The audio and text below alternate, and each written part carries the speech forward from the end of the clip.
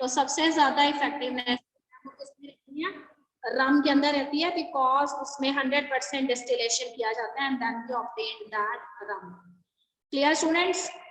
तो इसके लिए हम यूज क्या करते हैं? तो we are using the larger steel vessels. ठीक है, बड़े बड़े स्टील के वेसल्स होते हैं जिनको हम फर्मेंटर्स कहते हैं, और इन फर्मेंटर्स में we put the molasses. Molasses means the raw material which we either obtain from the cereals. ठीक है, माल्टेड सीरियल से हम ऑब्टेन करते हैं, या फिर वो शुगर केन मोलासेस हो सकता है, या ग्रेप्स हो सकते हैं, जिससे भी हमने अल्कोहलिक प्रोडक्ट्स ऑब्टेन कर लिया। We put it in tons in these steel vessels. ठीक है, and they are kept under anaerobic condition. ठीक है, yeast is used, you know that yeast fungi functions in anaerobic condition and start producing these alcoholic beverages, and later their distillation will be carried out. ठीक है, तो how much distillation is done in case of these alcoholic beverages? तो wine और beer जो होते हैं ना, उनका डिस्टिलेशन कम किया जाता है। ठीक है, तो इसीलिए उनकी इफेक्टिवनेस भी कम है, नशा उनका कम रहेगा। पर विस्की, ब्रांडी जो है और रम को अगर कंपेयर करें तो 100% डिस्टिलेशन रम के केस में होता है, इसलिए वो ज्यादा इफेक्टिव रहती है। ठीक है, if you take it in smaller quantities then it will not cause any harm to your body, though it act as you can say a medicine for your body, but some of the people who drunk a lot, so they have some harmful effects. ठीक है, they adversely affect their body. Clear बेटा? तो बहुत ज्यादा नहीं दिया गया है, इसलिए जितना हमें दिया है हम उतना ही इसके बारे में बताएंगे आपको, because we have to stay covered set to NCERT only. The questions are directly coming from NCERT. ठीक है बेटे, एंटीबायोटिक्स के बारे में मैंने आपको बता दिया था। I have also discuss with you that how the discovery takes place by Alexander Fleming, and later two scientist they have joined Alexander Fleming, and they tell us about the wide use of these antibiotics. तो आपको पता था कि there are so many dreadful diseases, जैसे plague है, एक time पे plague जो है it act as a pandemic and so many villages and city peoples they get affected. ठीक है, so millions of peoples they die because of this plague. और whooping cough जो है, जिसे हम काली खांसी के नेम से जानते हैं। ठीक है, डिप्थीरिया है, जिसे गलघोटू के नेम से जानते हैं। जनरली जो न्यूली बॉर्न इन्फेंट्स होते हैं उनमें ये डिजीज हो जाती है। ठीक है, तो इन्फेंट जो है उसमें ये डिजीज देखी जाती है, या फिर 3 to 5 years का जो चाइल्ड है उसमें मोस्टली हो जाती है। एंड उसमें वो क्या होता है, the child is not able to take the food properly. Clear बेटे? एंड लेप्रोसी के बारे में कल मैं बता रही थी आपको कि लेप्रोसी जो है, जिसको हम पंजाबी में कोढ़ बोलते हैं एंड हिंदी में वी कॉल्ड इट एज कुष्ठ रोग। ठीक है, it is a kind of a disease जिसमें कि आपकी बॉडी जो है, बॉडी पार्ट्स जो है उनका डिकम्पोजिशन स्टार्ट हो जाता है। आपके बॉडी पार्ट्स जो हैं वो गल गल के गिरने लग जाते हैं, and later on initially your skin, ठीक है, स्पॉइल्ड, एंड लेटर ऑन आपकी बोन्स जो है, you know that your bones are made up of harder substances, but when a person is suffering from this leprosy, ठीक है, which is caused by the bacterium Clostridium leprae. ठीक है, तो initially तो skin जो है बंदे की गल गल के खत्म हो जाती है, बाद में the disease transfer into the bones, और बोन्स जो है उसमें जो प्रेजेंट कैल्शियम होता है उसको ये एक सॉफ्ट सब्सटेंस में कन्वर्ट कर देता है बैक्टीरिया, और फिर बोन्स में से कैल्शियम का हैवी लॉस होने की वजह से बोन्स जो है वो भी एक लिक्विड फॉर्म लेकर फिनिश हो जाती है, एंड द पर्सन जो है उसकी बहुत ही पेनफुल डेथ जो है इस केस में होती है। ठीक है, तो ये सारी डिजीजेस जो हैं वो एंटीबायोटिक ड्रग्स की वजह से जो है उनको हम इरेडिकेट कर पाए हैं। Now the vaccination is also available for these diseases. Have you heard about the vaccine that is known as DPT? ठीक है, तो DPT वैक्सीन को का नेम अगर आपने ध्यान से देखा है तो this DPT here stands for D for diphtheria, P for protelosis, ठीक है, एंड T for tetanus। तो 3 बीमारियों की एक ही वैक्सीनेशन है। डिप्थीरिया को कंट्रोल किया जाता है इससे। ठीक है, प्रोटोलॉसिस वर्ड यूज किया गया है मेडिकल टर्म्स में व्हिपिंग कफ के लिए, जिसे काली खांसी कहते हैं, एंड टी जो है वो टेटनस है। ठीक है, जिसे लॉक जॉ भी कहते हैं। पर्सन के मसल्स जो है कंट्रैक्ट हो जाते हैं टेटनस में, एंड रिलैक्स स्टेट पे नहीं आ पाते हैं, एंड पर्सन जो है उसकी डेथ हो जाती है। क्लियर बेटे? तो this is all about antibiotics. Now there are some very small paragraphs given in the book, but 1 mark questions that are generally coming from these paragraphs. So here I am going to discuss with you the chemicals and enzymes and other bioactive molecules that we generally obtain from the microorganisms. ठीक है। तो कहते हैं कि बहुत सारे important chemicals जो हैं जिन्हें हम कमर्शियली या इंडस्ट्रियल यूज के लिए आप बनाते हो, उसमें माइक्रो ऑर्गेनिज्म से हम उन्हें ऑब्टेन करते हैं। ठीक है, we are using variety of organic acids, हम तरह तरह के अल्कोहल यूज कर रहे हैं, we are using so many enzymes in industrial purposes, so all of these they are obtained from the microorganism.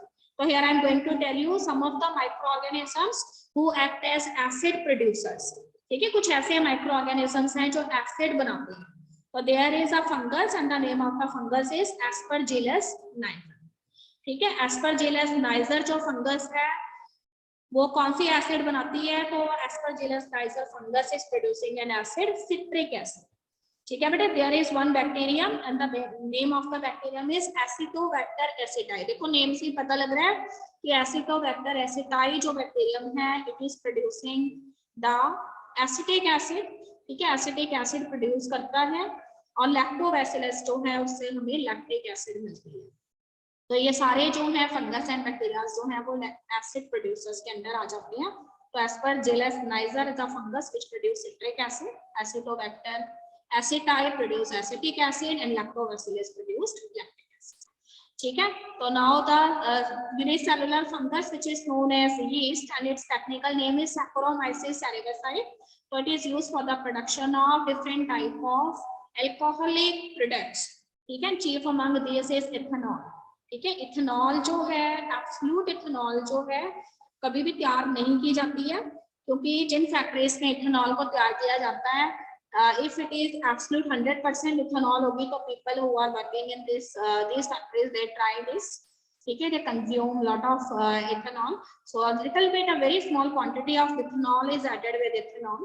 ठीक है, बहुत थोड़ी सी क्वांटिटी मिथेनॉल की इथेनॉल में ऐड कर दी जाती है ताकि लोग जो है उसका इलीगल यूज ना करें। क्लियर बेटा? उसके बाद वो कहते हैं कि there are certain microorganisms that are involved in the production of enzymes. ठीक है, तो लाइपेसेस जो है ऐसे एंजाइम्स हैं जिन्हें हम डिटर्जेंट्स में यूज करते हैं, और ये लाइपेसेस एंजाइम्स जो है आपको पता है अगर उनका नेम लाइपेसेस है this means they are involved in the breakdown of lipids only. ठीक है, तो समटाइम्स आपके क्लोथ्स जो होते हैं आपके ऊपर स्टेन लग जाती है, तेल लग गया है, घी लग गया है, तो आप जैसे ही उस पर डिटर्जेंट अप्लाई करते हो तो व्हाट यू सी कि वो स्टेन जो है वो रिमूव हो जाते हैं, बिकॉज डिटर्जेंट्स के अंदर मिक्स किए गए होते हैं लाइपेसेस एंजाइम्स, और ये लाइपेसेस एंजाइम्स जो हैं वो माइक्रो ऑर्गेनिज्म से हम ऑब्टेन करते हैं। तो समटाइम्स व्हेन सम कुछ ऐसे आपके दाग होते हैं कपड़ों पे which are the very stubborn one, ठीक है, जिद्दी दाग है, तो उनको हटाने के लिए sometime you send your clothes to laundry and laundry peoples जो हैं वो उसको हटाने में सक्सेसफुल रहते हैं। So they are using strong type of detergents which are rich in lipases enzymes and these are obtained from the microorganisms only. Clear बेटे?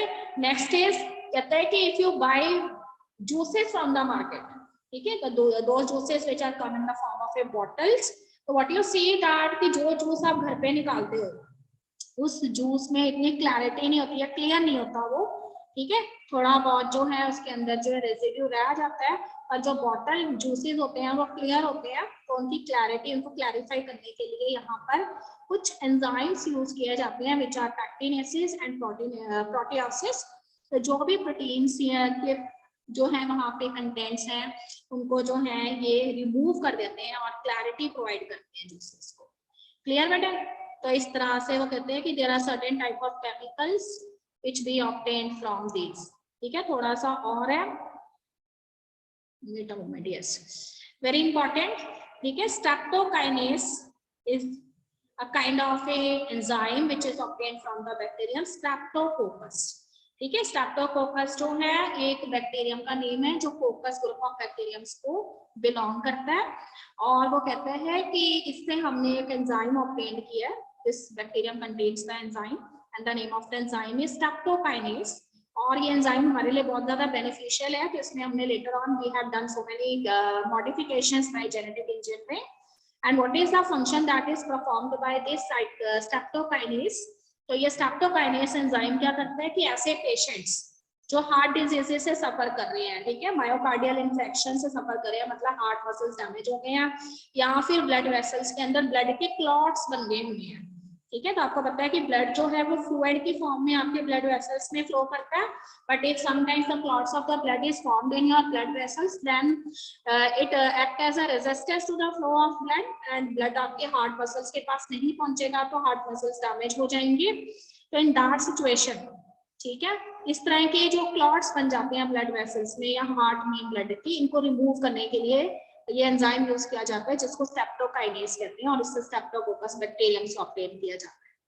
Clear बेटा? उसके बाद वो कहते हैं कि here is one bioactive molecule and its name is cyclosporin A. तो whenever we are doing some surgery for organ transplantation in a patient, ठीक है, किसी पेशेंट के अंदर कोई नया ऑर्गन लगाना है, it may be a kidney, it may be a lung और लीवर व्हाटएवर, तो उसमें वो आपको मालूम है कि your body immune system it gets activated as soon as a new organ enters into your body. तो in order to depress the effect of your body immune system, ठीक है, आपका बॉडी इम्यून सिस्टम जो है वो नया organ जो है उसको खत्म ना कर दे, तो इसलिए आपकी बॉडी इम्यूनिटी जो है उसको थोड़े समय के लिए सप्रेस करने के लिए, ठीक है, अमाइनो सप्रेसिव एजेंट्स यूज किए जाते हैं और उसमें से एक एजेंट जो है वो साइक्लोस्पोरिन ए है, जिसको कि ऑर्गन ट्रांसप्लांटेशन पेशेंट्स को through out their life time दिया जाता है और इसको एक फंगस से ऑब्टेन किया जाता है and the name of the fungus is trichoderma polysporum. ठीक है, तो यहाँ से हमें 1 मार्क क्वेश्चन आ जाएंगे। ठीक है बेटे, फंगस का नेम पूछा जा सकता है, Trichoderma polysporum is the fungus और कौन सा हमने बायोएक्टिव मॉलिक्यूल ऑब्टेन किया that is cyclosporin A. Clear? इसके अलावा कहते हैं कि statins they are the special type of molecules that we obtain from Monascus purpureus. ठीक है, और ये आपकी बॉडी के अंदर क्या करता है, कोलेस्टेरॉल का जो लेवल है उसको कम करने की कोशिश करता है। ठीक है, तो आपको पता है कि cholesterol is a very complex type of you can से एक स्टीरॉल है। ठीक है, तो काफी ज्यादा जो है इसके अंदर fatty acid and glycerol units रहती हैं और इसका ब्रेकडाउन आपकी बॉडी में नहीं होता। तो ऐसे पेशेंट्स जो हमेशा घी वगैरह ज्यादा लेते रहते हैं तो उनके ब्लड वेसल्स में कोलेस्टेरॉल जो है get deposited on the walls of the blood vessels and because of that the lumen of the blood vessels it decreases, so lesser amount of blood it finally reaches their heart। तो उसकी वजह से जो है heart को problems होती हैं। तो कोलेस्ट्रॉल लेवल कम करने के लिए मोनाकस परपुरियस से ऑब्टेन किया है केमिकल जिसका नेम है स्टैटिन। ठीक है, तो ये क्या करता है, कैसे एक्शन शो करता है, तो कहता है कि there is some enzyme involved. यहाँ पे एक एंजाइम इन्वॉल्व्ड है जो कोलेस्टेरॉल का फॉर्मेशन करता है आपकी बॉडी में। तो ये स्टैटिन जो है उस एंजाइम के इनहिबिटर के रूप में एक्ट करता है। ठीक है, you have learned in class 11th about competitive inhibitors. तो आपको मालूम है कि each enzyme always bind with its corresponding substrate but sometimes in place of substrates the inhibitors they gets binded. ठीक है, कई बार एंजाइम के साथ सबस्ट्रेट ने जुड़ना होता है पर उसकी जगह पे इनहिबिटर्स आके ज्वाइन कर जाती हैं तो उसकी वजह से रिएक्शन आगे प्रोसीड नहीं करती। तो यहाँ पे ये जो स्टैटिन होता है ये कोलेस्टेरॉल बनाने वाला जो एंजाइम है उसके साथ जाके बाइंड कर जाता है और एंजाइम की फंक्शनिंग जो है उसको खत्म करता है। तो बॉडी के अंदर कोलेस्टेरॉल जो है उसका फर्दर डिकम्पोजिशन पॉसिबल हो जाता है इसकी वजह से। ठीक है बेटे, तो ये सारा जो है आपके इस बुक के अंदर दिया हुआ है इस छोटे से पैराग्राफ में, पर बहुत इंपॉर्टेंट है ये पैराग्राफ और इसमें से आ जाएंगे हमें बहुत सारे क्वेश्चन बोर्ड के अंदर। Clear? Now the photo that is visible or in your screen is microbes, how they are involved in sewage treatment. So it is a normal photograph related with sewage treatment plant. Okay, you have heard about sewage treatment plant. Sometimes you visit if it is nearby. तो कहते हैं कि microorganisms they are also playing an important role in the treatment of sewage. ठीक है, तो bigger the city, bigger will be the sewage that is produced in the city or the towns.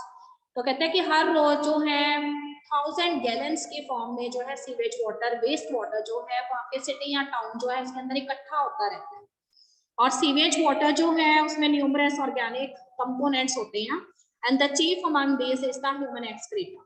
ठीक है, तो we flush the toilets and the human excreta it finally enters into this water. It not only includes the human excreta, it also includes some of the leftover food particles when you make use of water for washing your dishes at kitchen. ठीक है, kitchen की सफाई कर ली है, घर में floor की सफाई की है या फिर अगर हमने कपड़े धोए हैं तो जो डिटर्जेंट्स हैं वो सारी चीजें प्लस ह्यूमन एक्सक्रीटा ये सारा कुछ मिलके किसको बनाता है, सीवेज को बनाता है। तो कहते हैं कि सीवेज जो है उसको अगर ओवरऑल उसका कंपोजिशन देखें तो it contains larger amount of organic matter. ठीक है, सारे के सारे ये कंपाउंड्स जो सीवेज के अंदर प्रेजेंट होते हैं, ये these are the organic compounds. और ये ऑर्गेनिक कंपाउंड्स जो हैं, इसके साथ साथ वो कहता है कि certain micro organisms which are the you can say pathogenic type of microorganisms, they are also present in the sewage water. So this means it is not possible, it is not desirable to consume the sewage water, but sometimes when the you get a leakage in the pipeline, okay, and the sewage water it get mixed with your drinking water, so it will cause a severe kind of diseases. ठीक है, बहुत सारी diseases जो हैं वो ये show करने लग जाता है, आपकी बॉडी में होने लगती है सीवेज अगर मिक्स हो जाता है आपके ड्रिंकिंग वाटर से। तो for this purpose so many sewage treatment plants they are working in our country, and their main aim is to detoxify the you can say pathogens या फिर chemicals which are present in this sewage water। इसका polluting effect जो है इसको कम करने के लिए जो है हम जो है सीवेज ट्रीटमेंट प्लांट्स का यूज करते हैं। बिगर सिटीज में, इवन नॉर्मल सिटीज में भी sewage treatment plants are available. Clear बेटे? तो कहते हैं कि how the micro organisms they are involve in the treatment of this waste water. तो उसके बारे में हमें यहाँ बताया गया है कि वेस्ट वाटर जो है उसका ट्रीटमेंट जो है वो माइक्रो ऑर्गेनिजम्स करते हैं जो ऑलरेडी सीवेज के अंदर प्रेजेंट होते हैं, and these are actually the heterotrophic type of microorganisms, and the treatment that is done by these microorganisms it takes place under 2 stages। ठीक है, तो first type of treatment is known as primary treatment and second is known as secondary treatment.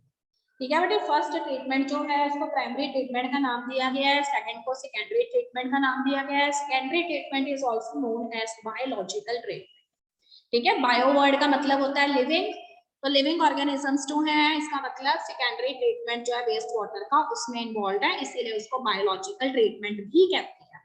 अब देखिए हम first पे आ जाते हैं कि भाई प्राइमरी ट्रीटमेंट जो है उसके अंदर क्या होता है। तो देखो प्राइमरी ट्रीटमेंट में सबसे पहले वो कहते हैं कि when the waste water it passes through these sewage pathways, तो वेस्ट वाटर जो है उसको अगर देखा जाए तो it contains there are different type of particles, some of the particles are the larger one।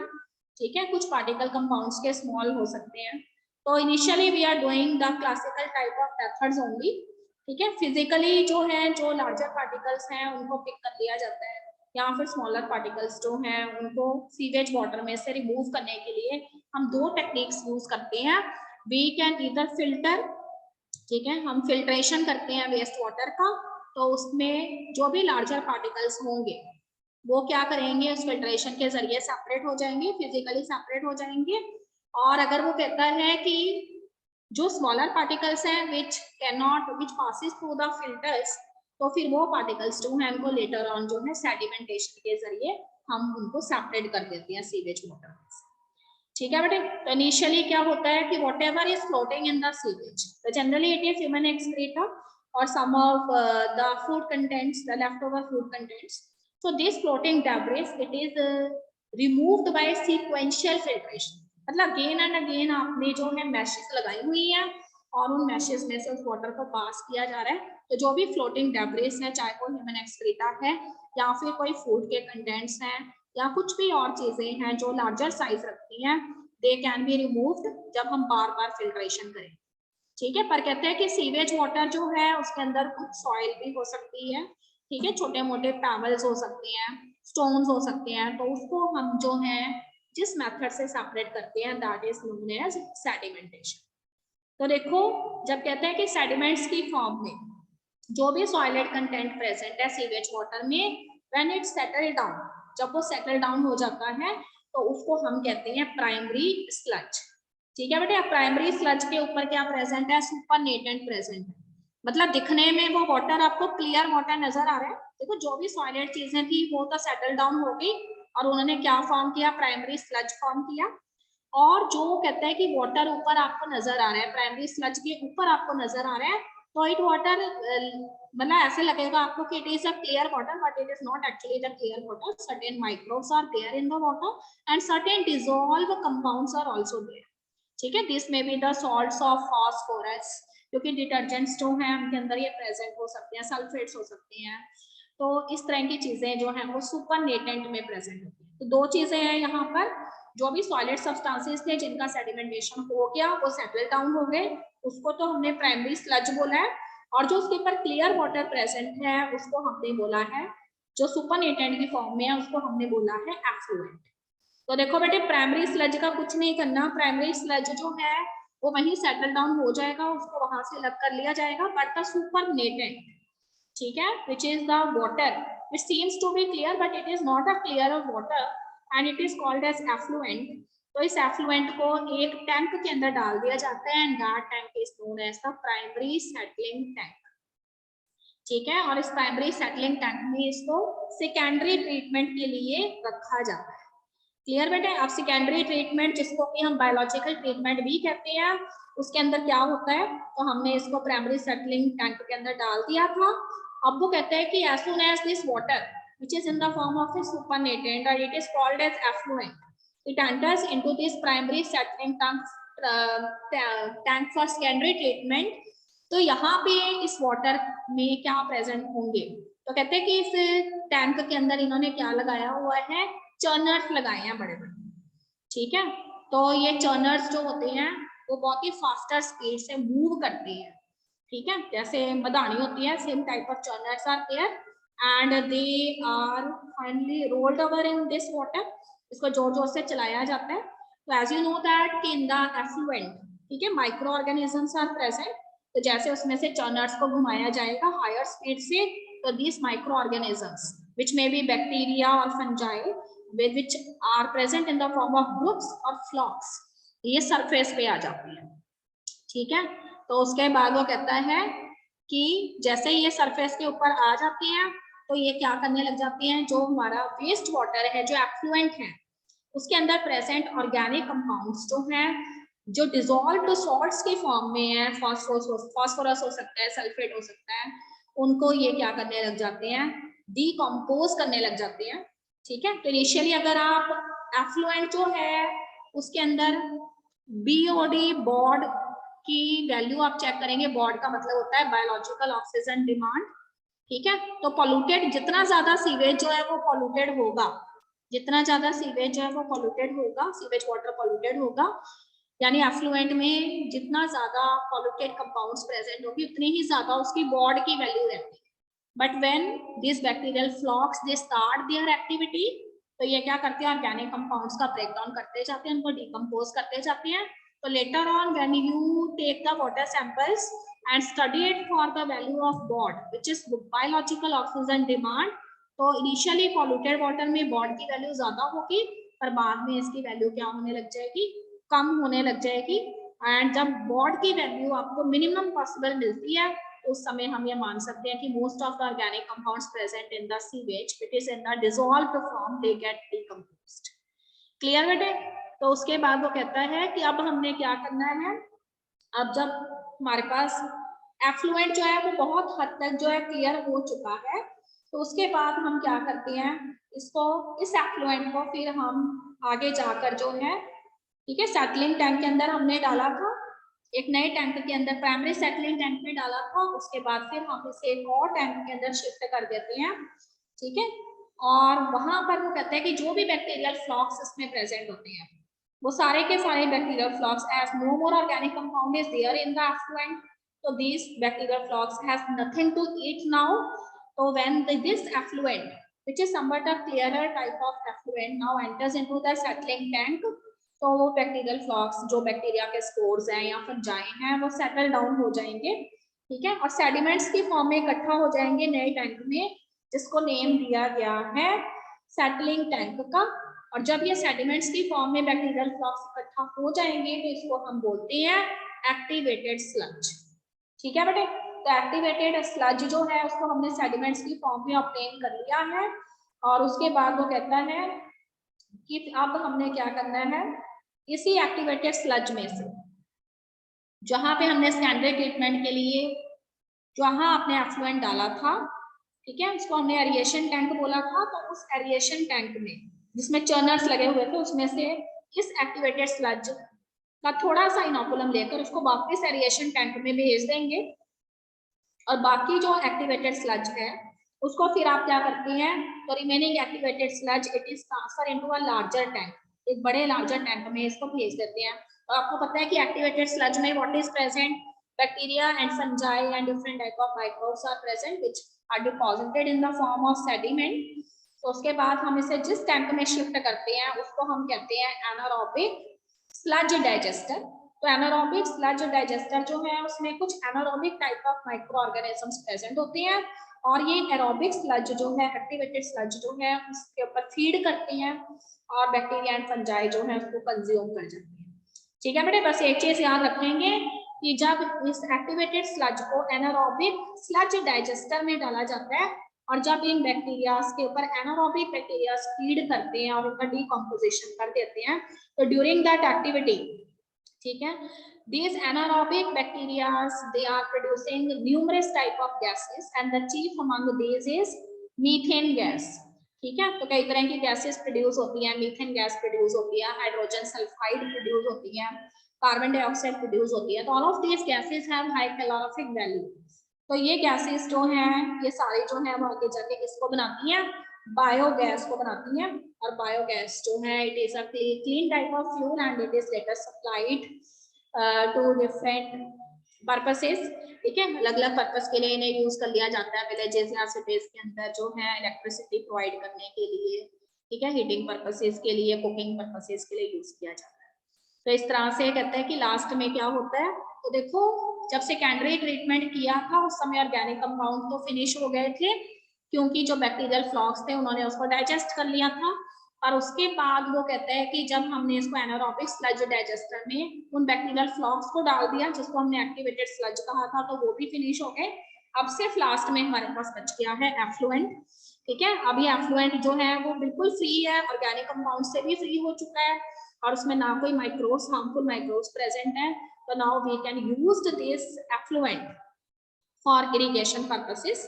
ठीक है, क्योंकि इसको हम ड्रिंकिंग के लिए कभी भी यूज नहीं करेंगे because you know that what is present in this effluent. तो it is not possible for us to drink this type of water which is a waste water. तो हम क्या करते हैं, इसको इरिगेशन के लिए यूज कर लेते हैं। तो this treated sewage water is now used for watering the plants. ठीक है, और इससे जो है एग्रीकल्चर की जो डिमांड्स है उनको सेटिस्फाई कर लिया जाता है। बस पूरे प्रोसेस में आपने इतना याद रखना है कि प्राइमरी ट्रीटमेंट में हमने दो मेथड यूज किए हैं, फिल्ट्रेशन एंड सेडिमेंटेशन। क्लियर बेटे? और उसके बाद वो कहते हैं कि प्राइमरी ट्रीटमेंट के बाद जब हमने सेकेंडरी ट्रीटमेंट करवाया एफ्लुएंट का, तो प्राइमरी ट्रीटमेंट में आपने इतना याद रखना है कि प्राइमरी स्लज तो वही सेटल डाउन हो गया था, सिर्फ एफ्लुएंट सुपरनेटेंट की फॉर्म में जो था वो आगे गया था सेकेंडरी ट्रीटमेंट के लिए। और सेकेंडरी ट्रीटमेंट में हमने क्या किया, क्योंकि इसको बायोलॉजिकल ट्रीटमेंट भी कहते हैं, तो सेकेंडरी ट्रीटमेंट में हमने एरिएशन टैंक्स के अंदर जो है एफ्लुएंट को डाला और वहां पे बड़े बड़े चर्नर्स लगे थे। उन चर्नर्स की हेल्प से जो हमने उसके अंदर एयर पास किया उससे बैक्टीरियल फ्लॉक्स जो एरोबिक नेचर रखते थे वो सरफेस पे आ गए और उन्होंने ऑर्गेनिक कंपाउंड्स का डिकम्पोजिशन शुरू कर दिया। तो जब ऑर्गेनिक कंपाउंड डिकम्पोज हो गए तो बॉड की वैल्यू कम हो गई और इस तरह का जो एफ्लुएंट है उसमें फिर जो बैक्टीरियल फ्लॉक्स प्रेजेंट थे उसको हमने अगले टैंक में पास किया जिसको हमने सेटलिंग टैंक बोला, और वहां पे वो सेडिमेंट्स के फॉर्म में इकट्ठा हो गए ये सारे bacterial flocs and these are known as activated sludge. फिर इस एक्टिवेटेड स्लज का थोड़ा सा अमाउंट लेकर हमने फिर से एरिएशन टैंक में वापस भेज दिया ताकि नेक्स्ट टाइम जब और सीवेज वाटर आए तो एरिएशन टैंक में जो है फटाफट बैक्टीरियल फ्लॉक्स प्रोड्यूस हो जाए। और बाकी जो रिमेनिंग एक्टिवेटेड स्लज था उस एक्टिवेटेड स्लज को हमने किसमें डाला है, तो उसको एनारोबिक स्लज डाइजेस्टर में डाला। एनारोबिक स्लज डाइजेस्टर में क्या प्रेजेंट थे, एनारोबिक बैक्टीरियाज और फंजाई प्रेजेंट थे जो प्रीडेटर्स थे एरोबिक बैक्टीरियाज के, तो उन्होंने उनको फीड किया and they finally kill them. Last में हमें ऐसा वाटर मिला है जो कि क्लियर वाटर है, पर ये ड्रिंकिंग पर्पस के लिए यूज नहीं करेंगे और इसको हम इरिगेशन के लिए यूज कर लेते हैं। ठीक है बेटे, अब मैं पेज नंबर 185 पर हूँ और उसमें आपको बताया हुआ है कि it is not possible to produce larger number of these sewage treatment plants in villages और सिटीज बिकॉज उनकी मेंटेनेंस जो है या फिर उनके इंफ्रास्ट्रक्चर के लिए काफी ज्यादा फंड्स की रिक्वायरमेंट है and government is not satisfying these funds. So there are so many plans that are initiated by government time to time. ठीक है, you have heard about these plans, the Ganga action plan or the Yamuna action plan. Even in Modi government में भी आपने ये सुना था कि when Modi जो थे वो प्राइम मिनिस्टर अपॉइंट हुए हैं एंड ही सेड कि हम जो घाट्स हैं गंगा के उसको क्लीन करेंगे, बहुत सारे सीवेज ट्रीटमेंट प्लांट्स जो हैं उनको बनाएंगे जिससे कि पॉल्यूटेड रिवर्स जो हैं हमारी उनके वाटर जो है उसको क्लीन किया जा सके. So there are very, you can say, multi-crore projects, but now these projects are not fulfilled. They are only present in the files. ठीक है, तो इस तरह के कहते हैं कि सीवेज ट्रीटमेंट प्लांट्स जो हैं वो बहुत ज्यादा बेनिफिशियल होते हैं. बहुत ही इंपॉर्टेंट लाइन लिखी है that these microorganisms, there is a general thinking in our mind that microorganisms, they are always showing the pathogenic action, but it is very surprising कि माइक्रो ऑर्गेनिजम्स जो हैं वो सीवेज वाटर जो है इसका treatment कर सकते हैं. ठीक है, अभी तक हम कोई भी ऐसे केमिकल्स जो हैं वो लेबोरेटरी में क्रिएट नहीं कर पाए हैं जिससे कि मिलियन गैलन्स में प्रेजेंट जो सीवेज वाटर है उसका ट्रीटमेंट किया जा सके. एंड माइक्रो ऑर्गेनिजम्स जो हैं वो फ्यू सेकेंड्स के अंदर जो है इस तरह के ऑर्गेनिक कंपाउंड्स जो हैं या सीवेज वाटर जो है उसका ट्रीटमेंट करते हैं और काफी सारा वाटर जो है वेस्ट वाटर जो आपके हिसाब से था उसको क्लीन करके एग्रीकल्चर डिमांड्स को सेटिस्फाई किया जा सकता है. तो this is the incredible role that is done by the micro organisms. ठीक है, no more sources are available which can replace micro organisms and show a significant, you can say, improvement, ठीक है, in the treatment of sewage. तो micro organisms का सबसे important और principal role है sewage treatment. Clear बेटे? तो बस आज यहीं तक करेंगे. हम पेज नंबर 185 पर हैं और microbes in production of biogas यहाँ से हम स्टार्ट करेंगे. 2 दिन हमें और लगेंगे. ठीक है बेटे, उसके बाद हम अगले चैप्टर पे आ जाएंगे, बायोटेक्नोलॉजी सेकंड चैप्टर पे. और मैंने बीच में ब्रेक इसलिए ली है, इस चैप्टर को लिया है क्योंकि ये इजी है थोड़ा सा. ठीक है, तो उसके बाद हम दूसरा चैप्टर शुरू करेंगे. क्लियर बेटे? अगर किसी स्टूडेंट को कोई दिक्कत आती है किसी तरह की तो वो मुझे क्वेश्चन भेज सकते हैं बाद में. ठीक है, now I am going to end the meeting. I will send you the notes of this chapter.